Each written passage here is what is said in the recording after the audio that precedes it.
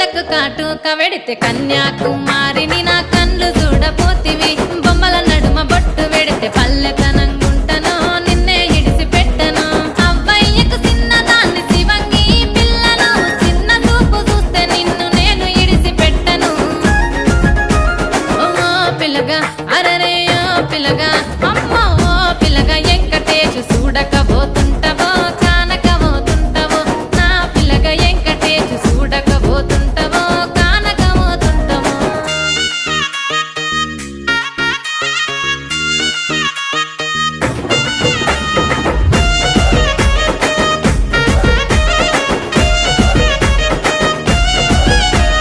మన ఊరిలో నన్ను మించే అందమెవరికున్నదో